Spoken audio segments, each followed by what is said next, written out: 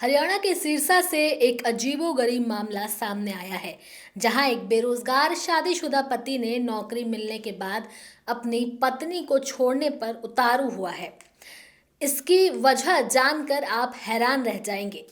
जी हाँ, वजह है महिला के पति की पटवारी के पद पर सरकारी नौकरी लग गई है और अब पीड़िता के ससुराल वाले ऊंचे ख्वाब देखने लगे हैं और उसे प्रताड़ित कर रहे हैं।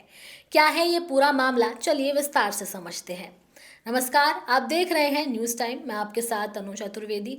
चलिए इस पूरी खबर को कहानी नुमा तरीके से समझते हैं। ये मामला हरियाणा के सिरसा का है, जहां एक शादीशुदा महिला ने अपने पति, ससुर और अन्य ससुराल वालों के खिलाफ केस दर्ज कराया है। खास बात यह है कि पीड़िता और उसके पति की शादी डेरा सच्चा सौदा में संपन्न हुई थी। पीड़िता का दावा है कि शादी से पहले आरोपी के परिवार ने किसी भी दहेज की मांग से इनकार किया था, लेकिन बाद में लालच में अंधे होकर उसे प्रताड़ित करना शुरू कर दिया। सिरसा महिला थाना में दर्ज की गई एफआईआर के अनुसार पीड़िता उपकार कॉलोनी सिरसा की रहने वाली है और डेरा सच्चा सौदा की अनुयायी है।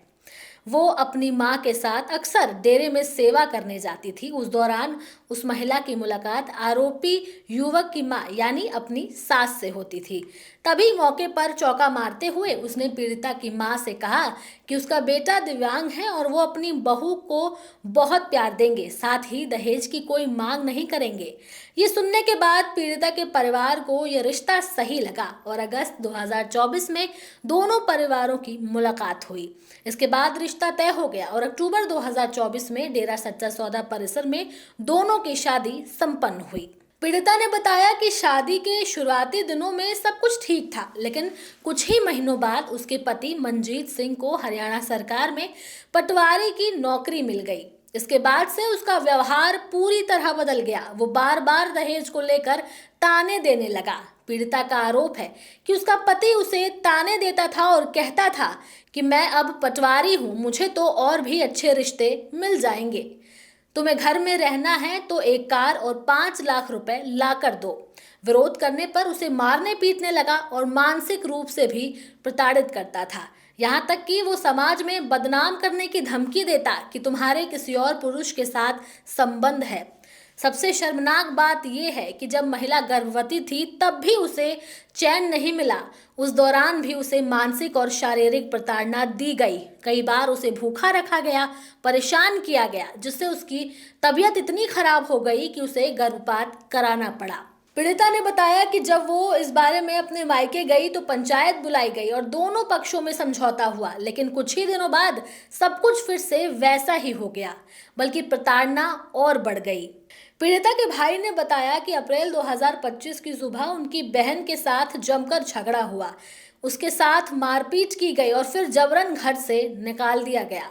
पीड़िता का आरोप है कि उसका ससुर लखविंदर सिंह हरियाणा पुलिस से सब इंस्पेक्टर के पद से रिटायर है। वो बार बार पुलिस में अपनी पहुंच और रसूख की धमकी देता था।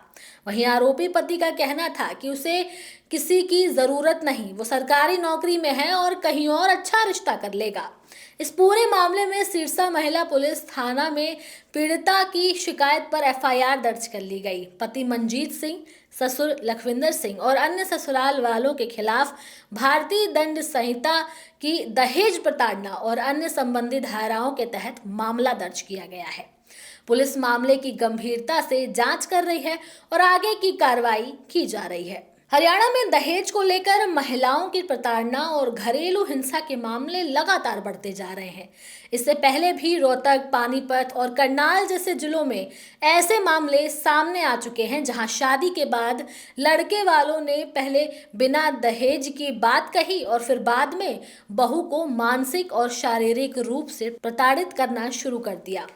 सिरसा से सामने आया ये मामला दर्शाता है कि कैसे सरकारी नौकरी लगते ही कुछ लोगों का नजरिया और इंसानियत दोनों बदल जाते हैं। ये ना केवल कानून का उल्लंघन है, बल्कि रिश्तों के विश्वास को भी चकनाचूर कर देता है। ये मामला न केवल सामाजिक चेतना के लिए एक बड़ा सवाल खड़ा करता है, बल्कि ये भी दिखाता है कि किस तरह लालच में अंधे होकर लोग अपने रिश्तों को नष्ट कर देते हैं। विवाहिता की आप बीती दिल दहला देने वाली है और इस पर सख्त से सख्त कार्रवाई होनी चाहिए ताकि ऐसे मामलों पर अंकुश लग सके। सरकार और समाज दोनों को मिलकर ये सुनिश्चित करना होगा कि दहेज जैसी कुप्रथा को जड़ से खत्म किया जाए और पीड़ित महिलाओं को न्याय मिले। अब आप लोगों का इस पर क्या कहना है, आप भी हमें कमेंट सेक्शन में ज़रूर बताएं। साथ ही हमारे चैनल न्यूज़ टाइम को सब्सक्राइब करें, लाइक करें, शेयर करना ना भूलें। नमस्कार।